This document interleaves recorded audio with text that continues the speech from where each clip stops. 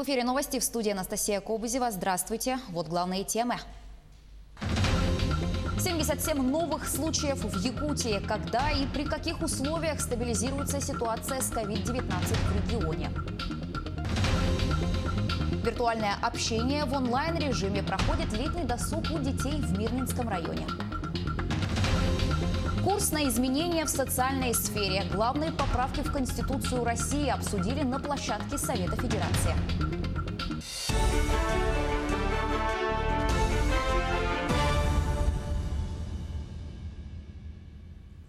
77 новых случаев заболевания коронавирусной инфекцией выявили в Якутии за минувшие сутки. В столице региона по-прежнему больше всего заболевших – 62 человека.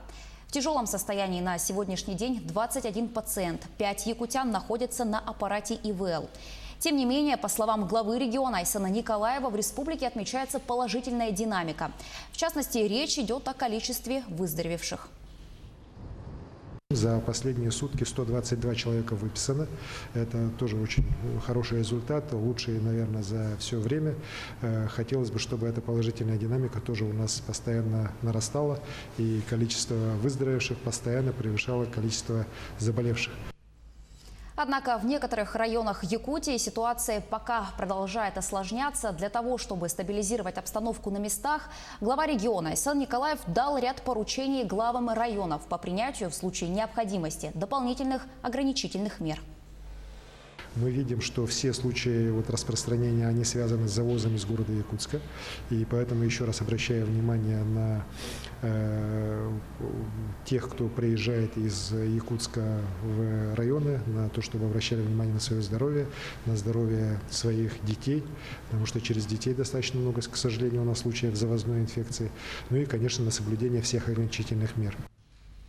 По словам руководителя республики, если жители Якутска всю эту неделю будут соблюдать все предписанные меры, то ситуация с распространением COVID-19 уже к концу этой недели улучшится не только в столице республики, но и во всем регионе.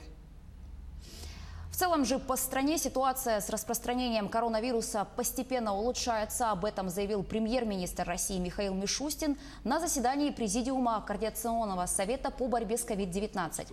Мишустин подчеркнул, что Министерство здравоохранения страны помогает регионам, где число заражений остается высоким. Примером такой работы может быть ситуация в Дагестане, где удалось не только наладить оказание медицинской помощи и лекарственное обеспечение, но и значительно снизить число новых заражений.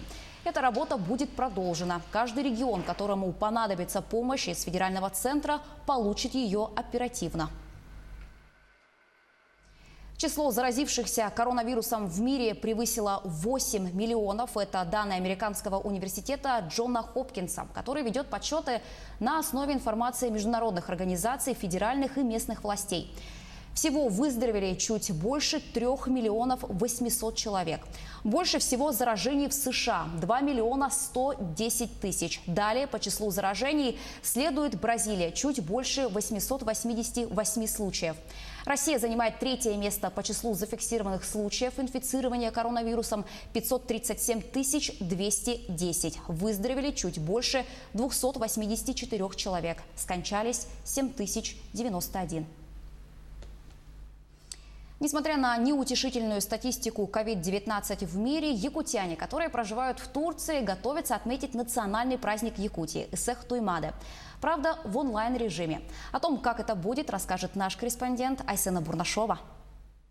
Мы считаем, что если мы живем за рубежом, то это не означает, что у нас не должно быть связи с Родиной. Это как раз-таки нам помогает чувствовать свою Родину. Матрена Егорова живет в Турции уже 26 лет. И как никто другой понимает, Исех не просто праздник встречи лета. Это целая традиция, имеющая сакральное значение. Именно поэтому в Турции уже 2 раза проводили Исехи. В этом году в Анталии должен был состояться 3-й Исех Европы. Организаторы ожидали увидеть в Турции своих земляков из ближайших стран. Но коронавирус внес коррективы. Мы сейчас ведем переговоры, на какую дату на следующий год мы его сможем перевести. Однозначно мы его переведем, потому что была проведена большая очень работа. Перенесение даты, это, скажем так, поможет нам сделать еще даже лучше, чем в этом году мы планировали. Актуальность онлайн-формата возросла в разы. В рамках Исеха Туймады состоится свыше 70 мероприятий. Некоторые стартовали в соцсетях уже 8 июня. Это конкурсы, челленджи и различные мастер-классы. Сам обряд благословления Алгы состоится 21 июня. Трансляцию проведет наша телекомпания НВК Саха. И этот день, по всей видимости, уже планирует стать самым массовым онлайн-событием в истории республики. Как раз воскресенье, так как это не рабочий день, мы с удовольствием то же самое и сделаем. Это хорошо и для наших детей, пускай они смотрят и видят свою культуру, такую богатейшую культуру, которую они не смогут, в принципе, узнать от нас самих здесь.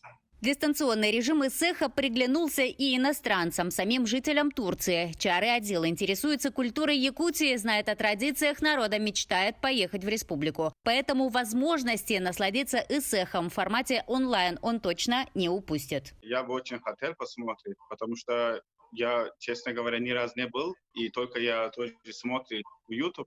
Но вот так активно участвовать и посмотреть было бы очень интересно. И как раз я сам человек из Турции, и наша культура тоже более-менее похожа на друг друга. И так что это привлекает меня еще. Якутию и Турцию отделяет свыше 10 тысяч километров, но онлайн-формат не знает границ. Именно он и позволит сотням якутян, живущим за рубежом, прикоснуться к своей культуре и прямо с берегов солнечной Турции оказаться в родном Исхатыне. Турция Алания Сахаларттан Агарда Уруй! Айхал! Уруй! Айхал! Уруй! Айхал! Айхал! Айхал! Айсена Барнашова, Джур Березкин, Турция, Москва. В онлайн-режиме проходит и летний досуг у детей. Общеобразовательные учреждения Мирнинского района запустили онлайн-смены. Довольны ли школьники и их родители таким форматом, выясняла Марферина Алексеева. Отдохнуть и пообщаться со сверстниками в этом месяце можно будет только виртуально. Онлайн-смена как альтернатива летнего лагеря. Идея, родившаяся от безысходности. Несмотря на нестандартный формат летней занятости, в дистанционные лагеря записалось около 1000 учащихся района. Разнообразие направлений впечатляет. Развлекательные, познавательные, исследовательские. Есть даже развивающие логопедические занятия. Направления различные. Они составлялись с учетом опроса родителей, который также проведен был предварительно онлайн. В основном это лингвистические лагеря по изучению английского языка дополнительно, в такой в игровой форме. На базе 4-6 школы открыты лагеря фото-видеодизайна. К подаче информации преподаватели подошли творчески. К примеру, педагоги Центра дополнительного образования поселка Чернышевский создали YouTube-канал, куда периодически загружают видео различных мастер-классов. Онлайн проводят даже лабораторные эксперименты. Сегодня мы узнаем, что будет, если мы не будем мыть руки, овощи, фрукты перед едой. Инженерные каникулы и профориентационную смену проводит летняя школа Центра дополнительного образования города Мирного. Довольно-таки очень полезная, объемная информация, и объем детей большим спросом пользуется. Уже более 170 детей записались. Будут изучать трудовое законодательство. Приглашены спикеры из акционерной компании «Алрос» и Центра подготовки кадров, Роспотребнадзора для проведения тематических лекций. В целом родители и учащиеся остались довольны. В онлайн-лагере все по-настоящему. Есть вожатые, отряды, девиз и даже распорядок дня. У нас было задание, нам надо было придумать название, девиз и эмблему нашего отряда. Что мне еще делать на каникулах, потому что на улицу только во дворе выйти, а так можно подружиться с новыми людьми, узнать что-то новое, научиться чему-то. Поэтому я решила пойти. На сегодняшний момент они предложили много, даже вплоть до того, что один педагог, он умеет общаться с гитарами. И есть, которые очень соблазнились на вот это дело, что с удовольствием, у нас есть гитара, если вы нам поможете. То есть даже онлайн предлагают поучиться на гитаре. Из того, что мы сейчас имеем, я думаю, что это не очень даже хорошо. По крайней мере, дети бесцельно выйти на улицу нельзя, чтобы лишний раз они где-то не болтались. Это очень хорошая задумка. Плюсом дистанционного лагеря стало то, что на занятия могут записаться дети с разных школ и поселений района. Однако школьники отмечают, что с нетерпением ждут реальной встречи со сверстниками и рассчитывают на такую возможность уже в следующем месяце. Время покажет. Марферина Алексеева, Артем Алексеев. Мирный. Почти 47 гектаров леса горят в Якутии. За сутки в регионе возник один пожар и 7 ликвидировано. Площадь пожаров уменьшилась на 2197 гектаров. На тушение лесных пожаров привлекались 25 человек и 3 единицы техники. Группировка авиации МЧС России находится в режиме повышенной готовности, чтобы не допустить угрозы населенным пунктам. С начала пожароопасного сезона на территории региона зарегистрировано 126 природных пожаров.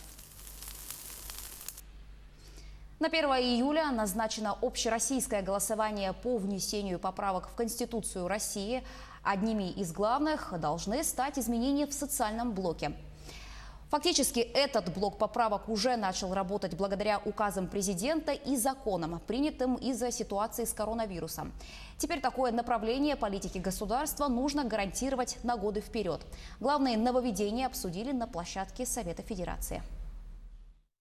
Новые условия и актуальные реалии должны быть отражены в главном документе страны. В этом уверены эксперты. И наращивание социальных гарантий – это одна из приоритетных задач, которую ставит перед собой государство. Причем гарантии, которые невозможно будет отменить вне зависимости от экономической ситуации.